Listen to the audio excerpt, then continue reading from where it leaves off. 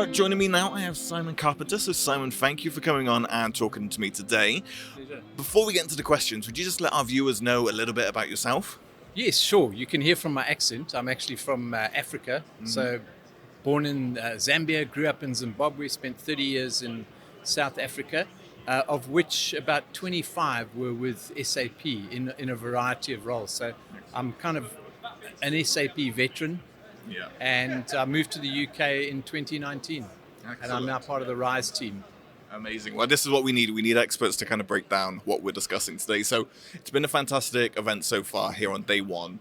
The keynote speech this morning was very enlightening when all of the benefits that we're seeing being brought in. And when we talk about S4 Hana, people are ready to adopt and bring that in, but there was also concerns about how they kind of bring in the change management, the training, the migration, elements of that nature. What advice would you be giving to kind of help quell those worries?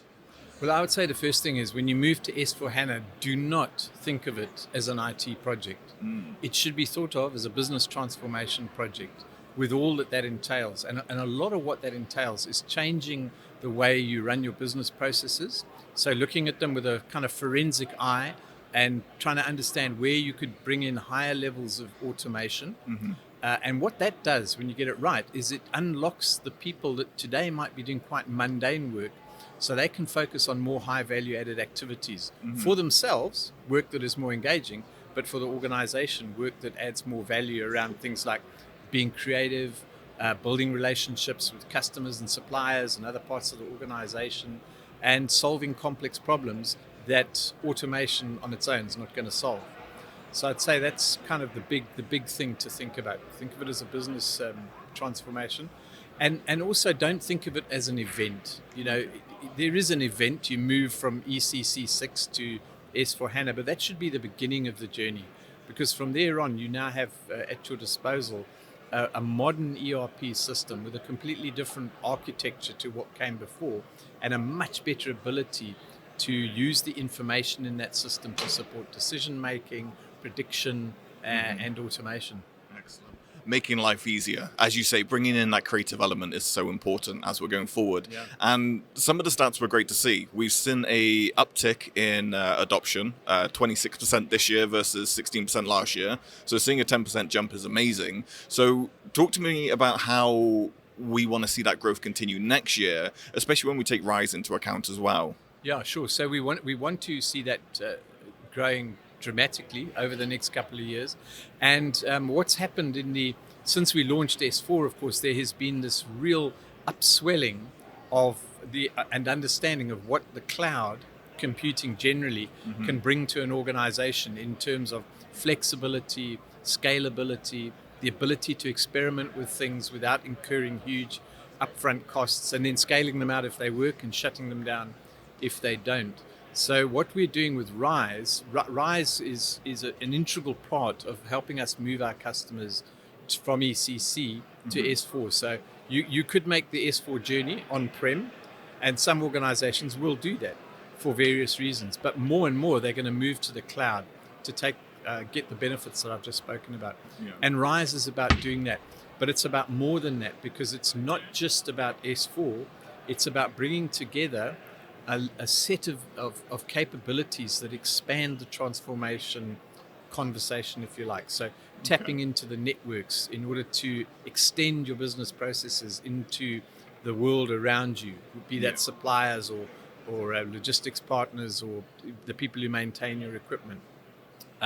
Moving, I can't recall who said it, but someone said recently, every company is becoming a software company. Yes. So it's taking the data you have, using another capability within RISE, the business technology platform, to drive new innovations, new analytics, and so on. So it's really, we've looked at our customers across the world, we've understood what transformation means to them, and what we need to deliver is not just the software, but the deployment model that helps them get there fast. Yes, and that fast is the key element, isn't it? It's upscaling as fast as possible, getting that cloud acceleration as fast as possible.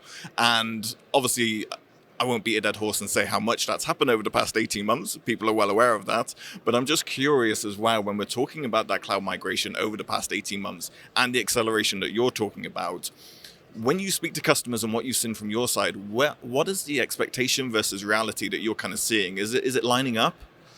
I think it's starting to line up. I mean, a lot of customers have looked at this, at the cloud and said, well, we'll just simply lift and shift our existing systems into the cloud with an infrastructure provider. And that's, an option. You can certainly do that. But you're not going to necessarily get the kind of business impact that you're looking for. You will perhaps achieve some TCO reductions in the IT budget. But the IT budget is just one small part of the business. Yeah. If you want to impact the business processes of the organization, if you want to impact its organic growth, then you need to look at transformation beyond lifting and shifting. And that's really what RISE is all about. It's about saying we will take the basic underpinnings, if you like, of a lift and shift model. That happens as part of RISE. We lift you and we shift you into the cloud. Yeah. But it's much, much more than that. It's about really understanding your current business processes deeply, figuring out how to improve those processes, and making that part of the RISE journey. Because then you impact, the organization at the top line, the bottom line, potentially also from a sustainability point of view. Excellent. And you set it up with a strategic platform for the future. Regardless of what the future throws at you, you will have a set of capabilities that, if you need to extend into a new business channel, you can do that. If you need to change a business model and suddenly your data volumes go through the roof, you can do that. So that's what we're trying to do here. Excellent. Covering all bases is so important, and not ignoring X, Y, and Z just to progress something else. So I think that's so important. And leads me now on to my kind of last question here. Obviously, we've had a very good year, but it's been a challenging year as well. And we're going to go into a new one with the same set of challenges. So talk to me about some of the things that you're wanting to see addressed and things that you're kind of curious about, focusing on, we were talking about the skill shortage before we went on air. Like, how are you viewing that going forward? Well, I think that's a real challenge for every organization, our own included, because, there's a lot of talk around the pandemic of this notion of the great resignation. And it's not necessarily that people are resigning. It's that they can now work for the company they want to work for pretty much from anywhere in the world. Correct. And so that's changing hiring patterns. And we were talking earlier to a couple of customers who were saying they're really struggling to attract people into the organization at the kind of rates they can afford to pay. Yeah. So that's one challenge. And partly you can address that issue through better automation. And there are a lot of organizations today where people are still doing really mundane, very low value added work. Has to be done, but you could automate that away and then make better use of the talent you do have. But the other issue is, how do we attract young people into the IT industry?